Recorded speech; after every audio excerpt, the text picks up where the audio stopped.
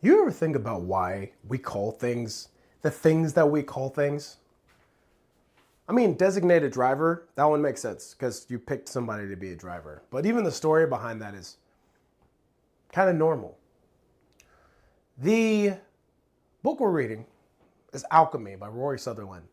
And in these chapters, he talks about benign bullshit.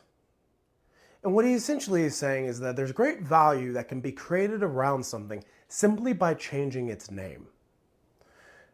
One of those things was the designated driver in the Chilean lionfish. Now, he does go into the story about both of those. Excuse me. The designated driver story is thus. There were certain Canadian alcohol companies that were looking for ways to be able to normalize responsible drinking throughout Canada and eventually the US. So they conspired with Hollywood and all of these film production things to start to throw around the term DD, designated driver. And by creating a name that often referred to the person who has this role, that role became normalized. Because in the way our minds work, if there is a name for something, that means it has happened so many times it is automatically made normal. Which is interesting. Because that means we have not necessarily controlled something, but normalized it simply by putting a title to it. And there's a lot of potential in that, because you could begin to name different things with different connotations to be able to move people, if you will. For example, you always have this one person who shows up to the gym late. They're usually holding a Starbucks cup because they have clear priorities. And if you're a CrossFit gym owner, you know exactly who I'm talking about. So, if you were to name that person, not something derogatory like poo-poo head, something that is like Sid. You know how many people you know named Sid? That person comes in, everybody chants Sid, knowing that it was something, Sid itself is completely neutral.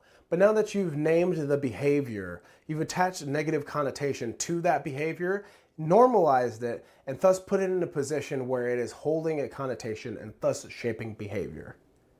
And marketers do this all the time. You take one thing, you slap the word healthy on it. It doesn't mean that it's actually any healthier.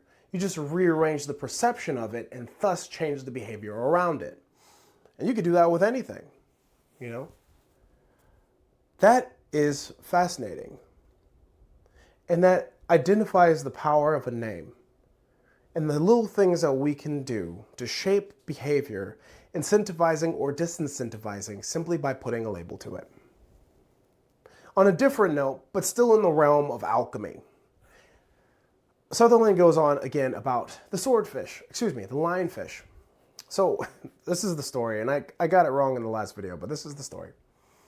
There was an aquarium that had lionfish in it.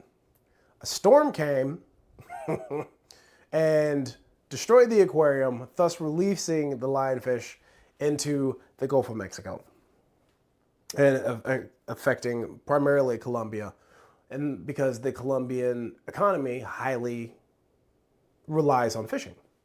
Now you have a new species that's in the environment. Stuff is going to go awry. So what their plan was is like, hey, we're going to introduce a new predator, humans. So then the ecologists and environmentalists then hired a bunch of chefs to come up with recipes for lionfish.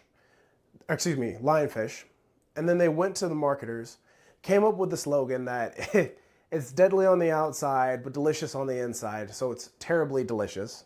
And then they did so much as to go to the Pope of the Catholic Church, because most of Colombia is Catholic, and say, hey, we're encouraging you all to eat lionfish for Lent.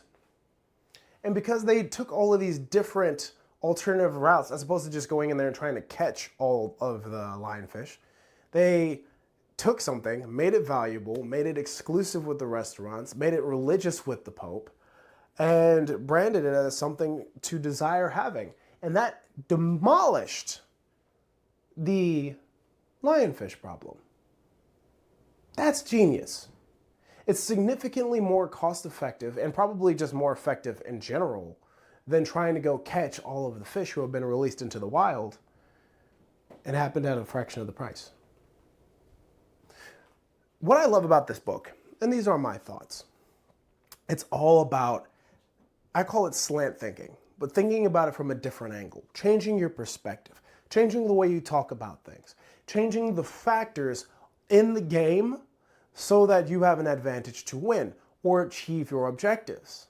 And that to me is fascinating. And that can absolutely be applied to anything that you're doing, whether that's getting more people in, finding an ally, maybe it's a partner business where you were referring one another, which is something would have been a great idea if like massage therapists in CrossFit gyms collaborated so that they can just cycle people to one another. Or maybe it's changing the way we approach CrossFit. Maybe the words we use around CrossFit. Maybe it's naming the behaviors and then associating those people with those behaviors. There's a million ways to use alchemy in your day-to-day business. And it's all about how you think. That is not the most rigid, logical, straight in front of you method of thinking. Now, if you want to discuss those things more, if you want to brainstorm, come up with some ideas about how you can use alchemy in your day-to-day life, give us a call at enochmarketing.com. And that's not literally a call because that is a website, but you can reach us at enochmarketing.com. My name is Colin Charles. This is Enoch Marketing, and we will talk to you in the next one.